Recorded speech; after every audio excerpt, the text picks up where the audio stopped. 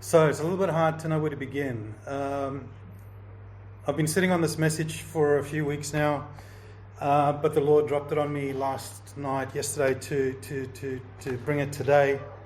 And when we were praying with Helena earlier, He wanted it brought right up front. So here we go. Please bear with me. We've been talking a while now, and by a while, probably a couple of years at least, we're talking about the importance of rising up as sons, right? I trust most of you know what that means exactly. The importance of rising up as sons, and what the Lord showed me really, I always knew that, but what the Lord showed me really, really clearly this morning is that is what this upper room is about. This is our focus, to produce sons of God. See, the Spirit of God is moving wonderfully in the world right now, and revival is beginning. But He does have a very special purpose for the upper room, and that is to raise sons. All right? And as wonderful as that is, and powerful and amazing as that is, there's a bit of struggle and there's a bit of work involved. And in part, that's what I'm going to be talking about today. That is our goal. That is our goal. Despite all the various things we learn and do, our central focus should be our stepping up and rising up as sons. So this began for me late last year. Just to give you a bit of a backdrop, there was so much going on from morning till night. It was just busy, crazy, and then go to bed, get a few hours sleep, and then repeat again the following morning. And it's just gotten more and more chaotic and hectic. And then problems started surfacing, little silly problems here and there, problem after problem after problem. Financial problems, car problems, work problems. Even this morning our coffee machine broke, right? And that was just heartbreaking. But the most ridiculous things, they just crop up. And eventually I had enough, right? I was just praying, and I was asking the Lord, what on earth is going on? I don't even have enough time to engage with Him anymore, properly, the way I'd like to. And one day I did come home from work. I had a rare quiet moment, and I fell asleep. And in my sleep, the Lord told me clearly that the enemy was causing most of the problems in my life, our lives, but he didn't even have a license to do that. All right? He was crossing legal boundaries left, right, and center, and it was him that was causing all these issues, right? So then I pondered that, and I prayed about it, and I prayed some more, and eventually, a following morning, I had a download. I had a big download on the way to work, and this is what it was about, and it relates to us being sons, and it relates to us rising up as sons. So please don't mistake this as a whinging session. There's a purpose to all of this. But what the Lord showed me is that He had given me a great deal of power and authority in the Spirit, and I wasn't using it, right? I was just sitting on it. I was pursuing all sorts of other things, revelation and whatnot. But as for authority, I wasn't exercising it at all, right? And the thing about authority is, it doesn't matter how much of it you have or how much power you have in the spirit realm. If you don't use it, it's almost as if it doesn't exist, right? And what we also know about the spirit realm is that there is no vacuum, right? If you're not going to sit somewhere and occupy your ground, the enemy will come in. And that's what I had failed to do. I had failed to sit over and govern my finances, my family, my job, even my car, even my coffee machine, right? There was no governance over it. So the enemy came in, and he caused problems wherever he could. And the thing about the problems that he caused was to choke me, to suffocate me so I didn't have time, to inundate me so I couldn't focus, to distract me left, right, and center, and to throw me off course, right? So that's what the Lord showed me, right? He showed me that in every sphere of our lives, we have to step up as a son, okay? Not as a victim. See, sometimes we have things the Lord expects us to have authority over, whether it's our families, our jobs, our walk, whatever. But sometimes we just sit off to the side, right? And when things go wrong, we pray and we ask the Lord, what's going on? Can you help me out, please? Help me, help me, help me. Health, finances, whatever your problems are, we ask for help. But what we should be doing as sons is sitting on top of those things and governing them. All right? Now, I'm going to take you to a verse, Luke 10:19. Behold, I give you authority to trample on serpents and scorpions and over all the power of the enemy, and nothing shall by any means hurt you. All right? Now, that's what I mean. When I say authority, that's what I'm talking about. Yeshua mentioned snakes and scorpions. He's referring to the enemy. When it comes to authority, it's nothing that exists between you and God. It's about you and the enemy, right? And he has to, as long as you're under the true leadership of Christ, as long as he's your head, then you have that authority and you exercise it against the enemy. The enemy has to respond. He has to respond. Where's that other verse? James 4:7 says, therefore submit to God, resist the devil, and he will flee from you. All right? In Young's literal translation, it says, be subject then to God, stand up against the devil, and he will flee. All right? So what we have to do is, as part of our sons, as part of our rise as sons, you take authority. You take your place over these things in your life, in your family. All right? And from there, you start exercising your authority. You see, the thing is, your authority is yours already. It's given to you. You don't need to pray. You don't need to ask God for anything. All you have to do is you exercise your authority. You tell the devil, you go, and he has to go. Right? Go. Very often we pray, God, I need healing. God, I need money. God, I need a job. Sometimes we're asking him to do what he expects us to do. All right? And this is what came out clearly for me in this case. All right? I was asking him for help, and he said, no, you do it. You do it. You can do it. Go and do it. Right? You have everything you need. Go and do it. All right? Very often we don't need a miracle. We don't need to receive anything from God. Very often we just need to tell the enemy to get out. And we have that ability. Yes? Now, we've needed to rise up as sons. For me, I have gotten up and I've been knocked down. I've gotten up and I got knocked down. And every time I got knocked down, it was painful. Right? But here's the mistake I made, and this is what the Lord showed me. It was awesome. When I rose up independently of my circumstances and my issues, right? I just rose up. But my circumstances, my problems and my issues all reached out to me and they pulled me back down, right? And eventually you go up and down, and this gets tiring. It's exhausting, right? What the Lord has shown me is that when you rise up, not only do you rise up as a son, but you rise up over your circumstances, your issues, and your problems. You have to take authority over everything. If you leave something out, it's going to reach out and grab you, and it's going to try and pull you back. All right? So here's the bigger thing. The mistake that I made is that I ended up thinking, even subconsciously, I'm not going to maybe step up as a son right now.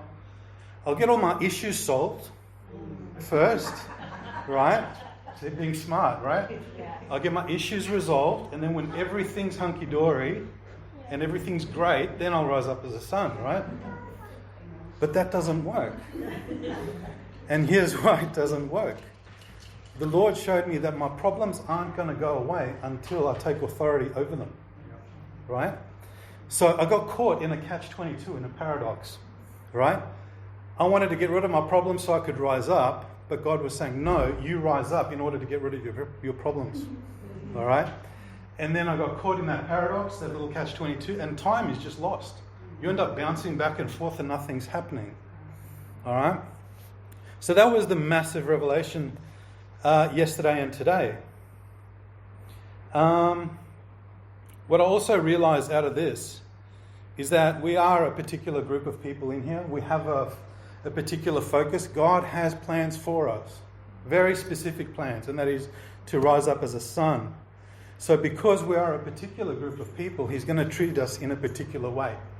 See, I know people come in here for prayer for all sorts of issues, and I've seen God do wonderful things for these people. He delivers them, he sets them free. But I've realized that for us, he's not necessarily going to do the same thing. For us, I was telling Jody this yesterday, like mine and Jody's life is a strange mix of powerful blessing and very strong mess, right? But I've realized that our lives are a training ground. Okay? God never, although this was an expectation, this is never what he intended.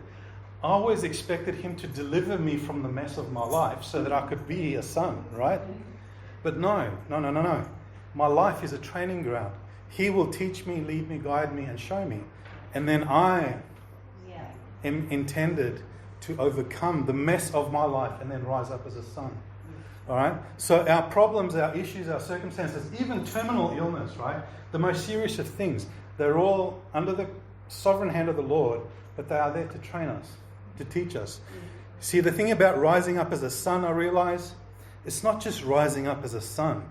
It's about overcoming. All right? When you overcome, then you rise up. I always thought rising up as a son is like a daisy rising up in the sunshine, right? No. It's a daisy rising up in a thunderstorm. Okay? When you rise up, and I know many of you know that, the enemy's going to come straight for you. And he's going to come and he's going to look for that weak point and he's going to come for you to bring you back down. All right? So that's what, to me, that's what James talks about. No, hang on, it wasn't James. Yes, James 4:7. Stand up against the devil and he will flee. We have to stand against him because he's going to come against us. He is the one you've got to contend with when you want to rise up as a son. He is the one who's going to come and stop your progress and hold you down. All right? So rising as a son is a difficult thing to do. It's challenging. It's overcoming. It's a serious thing. But my goodness, I mean, the rewards are spectacular. I still have yet to see what a fully risen son looks like and what a fully risen son can do. But that's awaiting each and every one of us. And I believe it's something the world really hasn't seen. Maybe a little bit here and there, but that's what's waiting for us. Right. Now, about 5 months ago, the Lord gave me something in my sleep that I needed to do. You might remember this. But it was basically a small pattern about what it takes to rise up as a son. All right? I've got spare copies if anyone wants one later. But this is a follow-on from that. He's asked us to rise up as sons, but I know it's been challenging, it's been difficult. All right? So this is the latest iteration from that. Bring your circumstances under your authority. And here's what I'm going to do.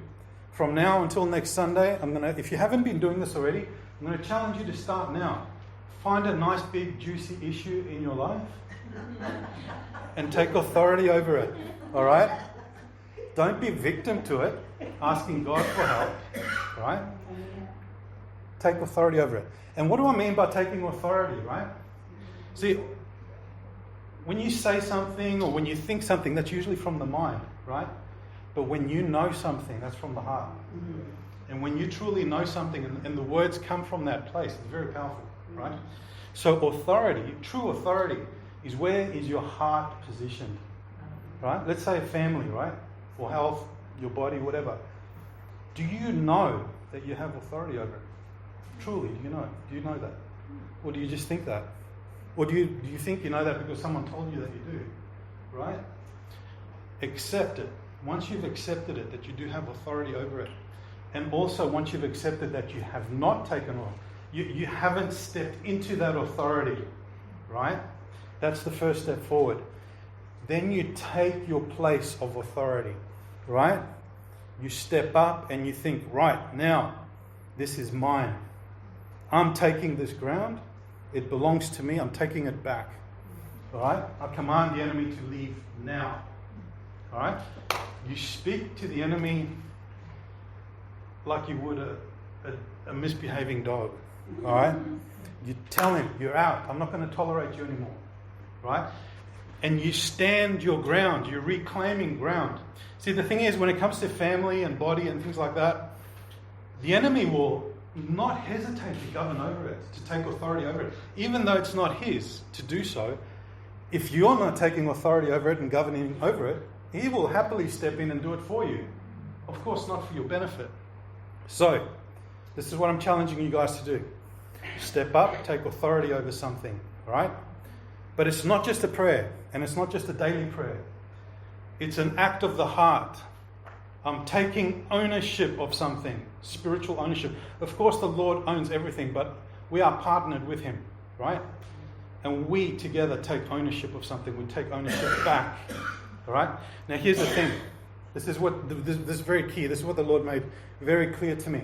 Whatever is currently in ownership of that thing, whatever is currently in authority of that thing, is not going to like what you're doing, even though it doesn't belong to it. So it's going to challenge you. It's going to say, who do you think you are? All right? This is mine. And you're going to get a bit of resistance. All right? You're going to get a bit of pushback. But this is what it takes to rise up as a son. You stand up against the devil, as it says in James. You stand up against the devil. You're going to get pushed back, and then you've got to push back twice as hard. You make it clear, and you stand there for days, weeks if necessary, and you reclaim that ground. And the thing is, if you do it in partnership with the Lord, he will show you what you need to do. He will show you what you are dealing with. Okay? That's why we don't take authority on our own.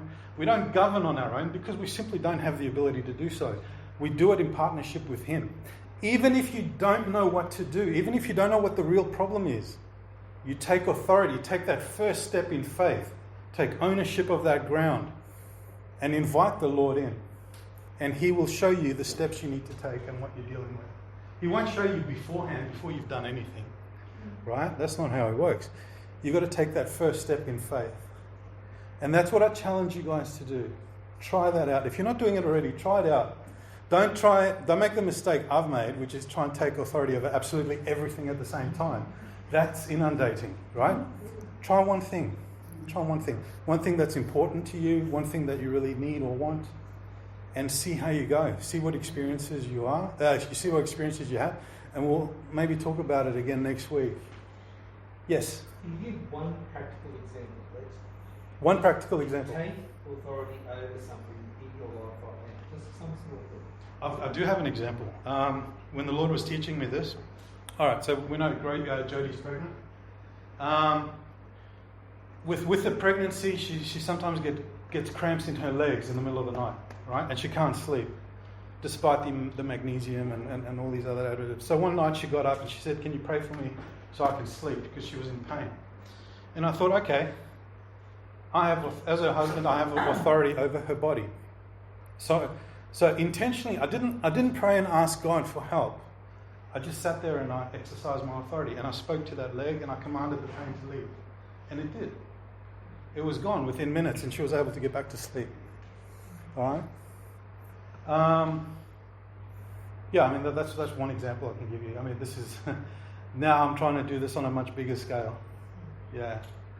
But it's also true of the demonic. We live in a house, or in a flat that's next door to like a halfway house, and there's a lot of trouble that happens there on occasion. People going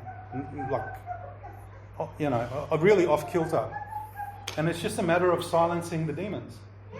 Again, it doesn't require prayer, and I'm obviously not putting prayer down, but it's about walking in authority and speaking to those snakes and scorpions and saying, "Get out," and it settles down immediately. Yeah. So sometimes when we try and exercise our authority, we'll try and step up and nothing happens. And when nothing happens, we give up. We think, "Oh, I don't know what I'm doing. Maybe I'm doing something wrong," and we pull back and we stop. Right? I want to say that that's probably not the best approach to take. I mean, that's the approach that I took for a long time. Because there's this what they call Greek thinking. I need to learn everything first before I can do it, right? So, and I'm very much one of those people, right? I'm very much a bookworm. But walking with the Lord is not a degree, right? You don't have to do 4 years of study before you get to do anything at all. It's an apprenticeship. You get on the job from day one, right? So don't think you need to know everything. All you need is the faith to step forward. And He responds to that faith, right? And what I usually refer to as the twin pillars of faith and trust. They're very important. When you step out in faith, you have the faith that He's given you, that authority, that magnificent and powerful authority. And then you also trust Him to help you in the exercising of that authority, right? And then you move forward. And as you move forward, you learn. He teaches you everything you need to know. And He will keep up with you as fast as you want to go, or as slow as you want to go, right? So yeah, it's very much about the heart. It's very much about a position of the heart. And this comes back to what we were talking about a few weeks back. Are you a victim in all of this, or are you a son? When you're a victim, you're always asking God for help. Help, help, help, help, help. But when you rise up as a son, you step into what you're called. You step into everything you've been given, and you start exercising it, right? And that's what we're called to. You can't exercise your authority as a victim, right? That doesn't work. It's incongruent.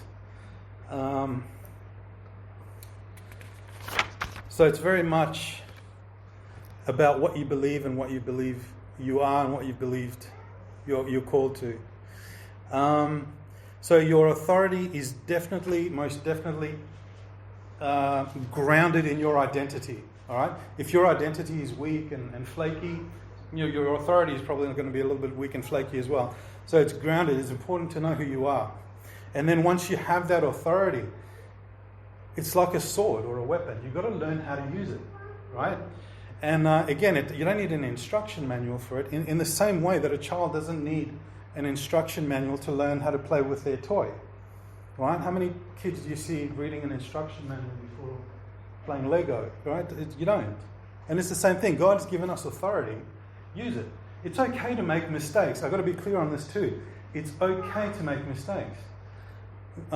If you make a mistake, God will correct you. As long as you're teachable, as long as you're listening, as long as you're humble, as long as you include Him in everything, right? As long as your heart's in the right place. But go. You've got this wonderful authority and power. Go and use it. Go and use it for the kingdom. And I say this too. It's better to cross a boundary and to make a mistake rather than never hit a boundary out of fear that you're going to do something wrong. Yeah? All right. Besides, there's no mistake God can't fix anyway. So we're talking about authority. If you take a bigger picture as well, authority falls under governing. We talk about governing in here a lot. All right? So governing, when you govern over anything, whether it's your health or your family, it's about exercising your authority on the enemy, getting him out. But then it's also about inviting God in, right? And that's what governing is. It's a two-pronged process. You kick the enemy out and you bring God in. So you kick out the bad and you bring in the good, right? You kick out the disorder to bring in order. You bring alignment to misalignment, right? And when we govern, it's not just you're not governing something to bring it back to normal, right? We're not governing for mediocrity. What you really want to do when you're governing is you're aiming for abundance. You're aiming for beauty, splendor. You're aiming for wonderful, spectacular, and perfect, right? Because when you govern, really what you want to do, the whole purpose of a son governing, you want to put the glory of God on display, right? So you don't try and match things the way they were. You bring it to the highest possible level that it can get to, all right? So eventually we've got to be governing over everything in our lives, because if we're not, the enemy's just going to come back in. All right? We often talk about how you've got to take your position in heaven on your throne. But you've also got to take your position over everything in your life. You've got to sit over your family, sit over your job, your finances, sit over your health. You've got to govern over everything that matters to you, everything you love, everything you care about, everything you want to see. All right? You've really got to govern over that. Otherwise, the enemy will come and take it out of you, out from under you to cut you down as a son. Okay? You've got to protect your ground, otherwise the enemy will take it back.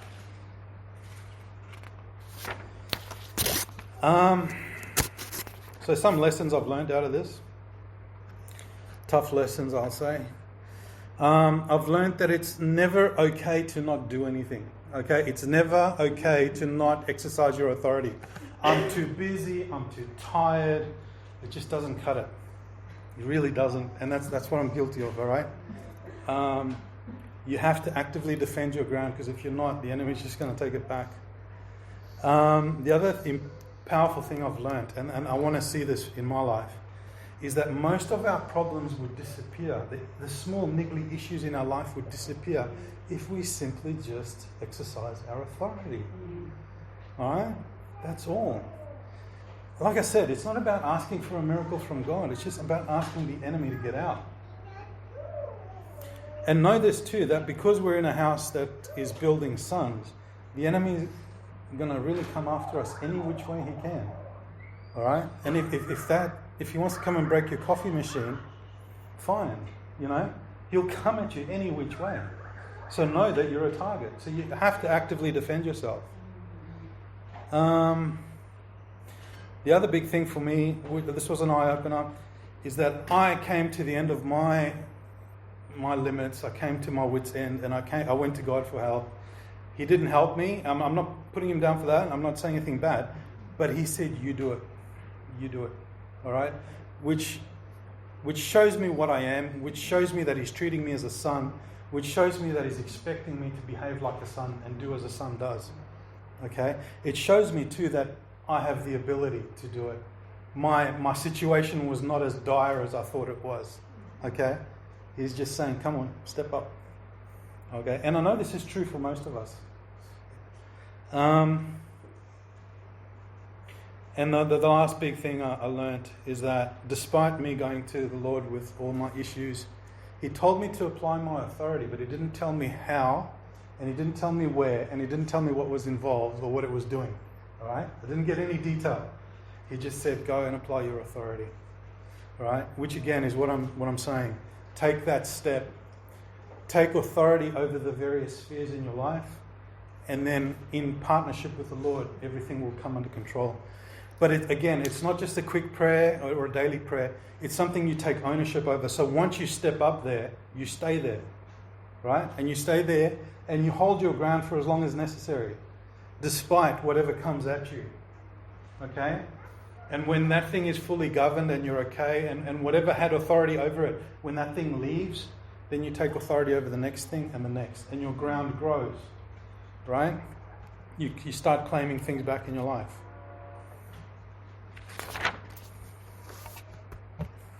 You can also govern over events, all right? Weddings, parties, whatever, big public events.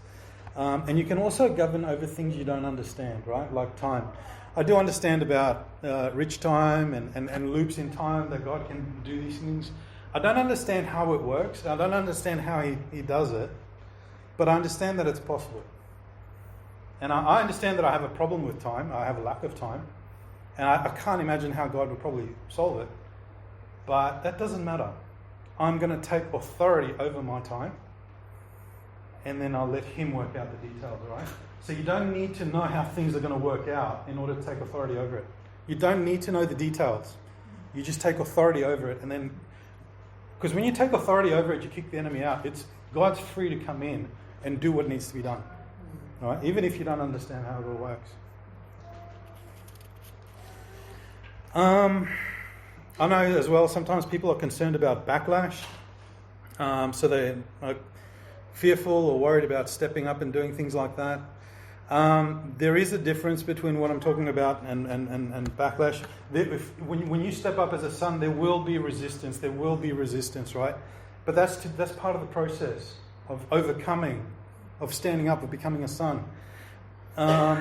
It's something, unless you really want to sit down and not do anything, it's something we all have to face. Backlash, on the other hand, is when you go into areas and you start doing things that God has not called you to do. Right? When you start interfering in areas you were never invited into. Very different thing, okay? So be aware of that. When we exercise our authority, we're not praying, we're commanding. Yeah? And when we're exercising authority, we're using what God has given us. So it's not an upward thing, it's a sideways thing. You're speaking directly to the enemy, you're telling him to get out.